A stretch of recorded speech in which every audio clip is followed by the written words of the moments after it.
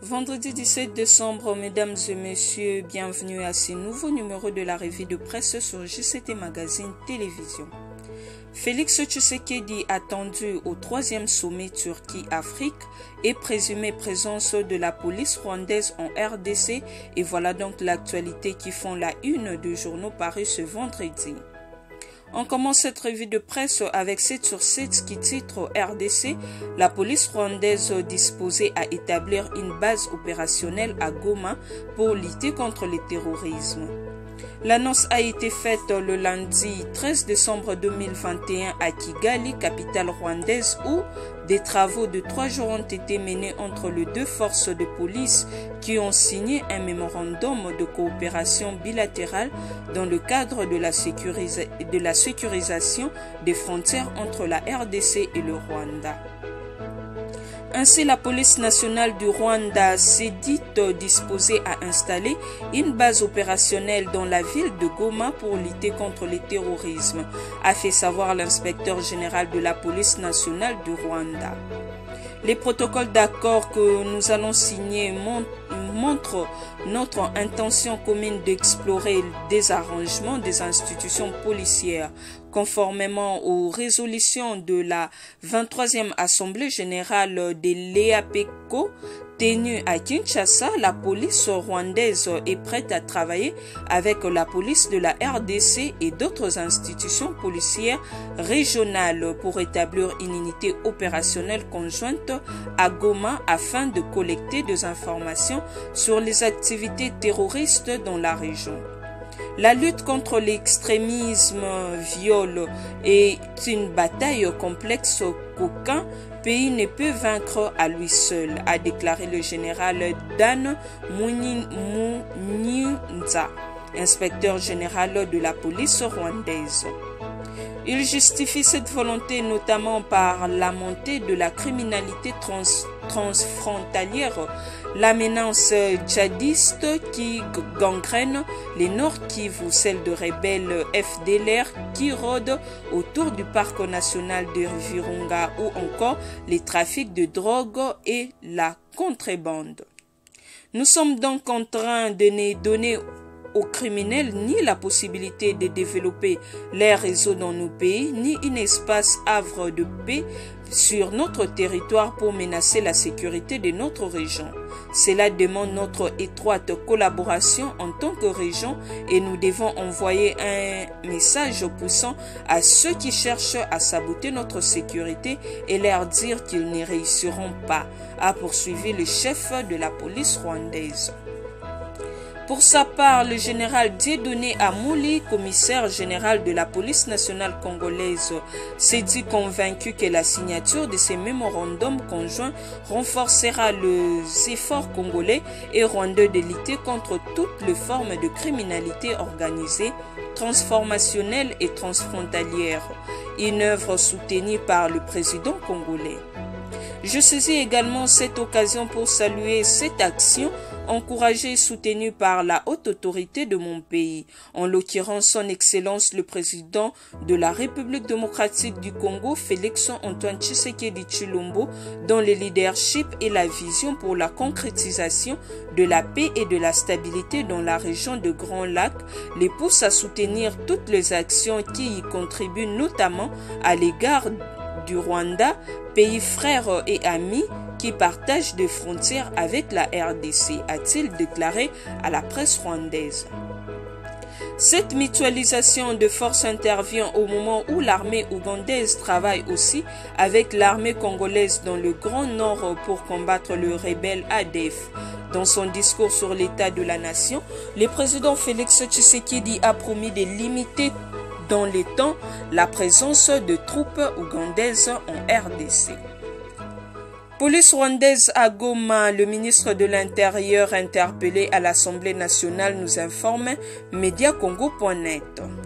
Les ministres de l'Intérieur, Sécurité, Décentralisation et Affaires coutumières Daniel Asselo Okito est interpellé à l'Assemblée nationale par le député Jean-Baptiste Kasekwa.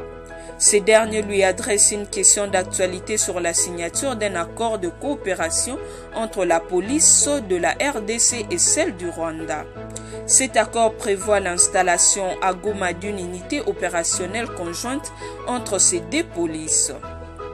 L'élu de Goma veut notamment savoir le mobile réel du recours à la police rwandaise, mais aussi que cache cet accord juste après les débuts des opérations conjointes entre les FARDC, Forces armées de la République démocratique du Congo, et l'armée ougandaise. Daniel Asselo devra donc éclairer la lanterne de Zélie du peuple quant à ce. Changeons de registre avec Politico.cd qui titre invité de Recep Tayyip, Félix Tshisekedi attendu au 3e sommet Turquie-Afrique à Istanbul. Le président de la République et président en exercice de l'Union africaine, Félix-Antoine Tshisekedi Tshilombo, est attendu à Istanbul, en Turquie, où il va participer à l'invitation de son homologue turc Recep Tayyip au 3e sommet de partenariat Turquie-Afrique prévu du 17 au 18 décembre 2021 à la ville d'Istanbul. Le vice-premier ministre en charge des Affaires étrangères Christophe Lutundula Apala, qui accompagne le chef de l'État à ses assises, a quitté Kinshasa mercredi pour la capitale turque où il devra prendre part en marge de ces sommets à une réunion ministérielle dans le but de discuter de moyens d'approfondir les relations commerciales et économiques.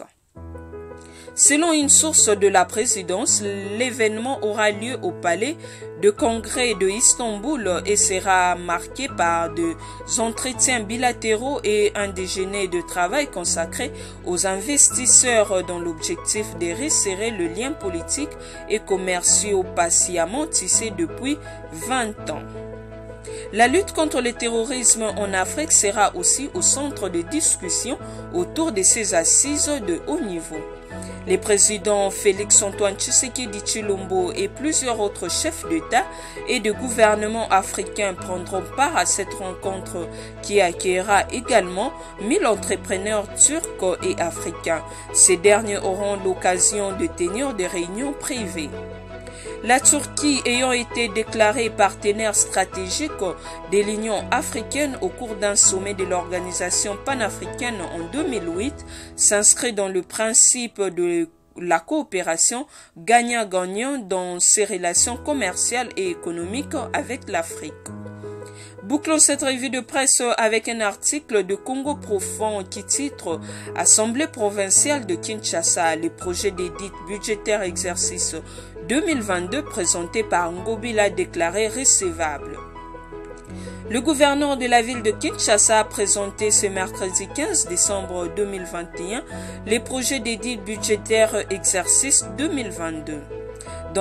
Dans son exposé, Jontini Ngobi Lambaka a présenté aux députés un budget prévisionnel s'élevant à près de 500 millions de dollars américains, soit 19,64% d'augmentation comparativement et au précédent, tout en relevant que les taux de mobilisation de recettes courantes restent principalement influencés par une surexécution de recettes à caractère national. Néanmoins, les premiers citoyens de la ville notent avec regret le comportement du pouvoir central en rapport avec la non-application de la décentralisation financière pouvant permettre aux provinces une exécution efficiente du budget prévisionnel. Il faut noter que ces budgets prévisionnels prévoient la poursuite de la réhabilitation, construction et modernisation de plusieurs artères de la ville, la lutte contre le banditisme urbain, le travail d'assainissement et tant d'autres projets visant l'amélioration du cadre de vie du Cunois, tout en posant un fondement solide d'une ville moderne, assainie, rayonnante et résiliente. Et c'est après plusieurs préoccupations, recommandations et observations soulevées par les élus provinciaux sur certaines questions, notamment sur les recettes, dépenses courantes et dépenses en capital, questions prises en compte par le chef de l'exécution provinciale, que le projet d'édit budgétaire exercice 2022 a été déclaré recevable par l'Assemblée. Il est ainsi envoyé en commission ECOFIN et sera donc voté dans le tout prochain jour. C'est avec cette information de Congo Profond que nous mettons un point final à cette revue de presse, mais avant de nous quitter, voici notre pensée du jour avec Bernard Chao. Si tu as une pomme, que j'ai une pomme, et quand l'on échange nos pommes, nous aurons chacun une pomme.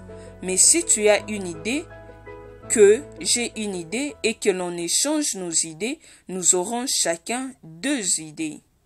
Restez connectés sur JCT Magazine Télévision, une chaîne par excellence.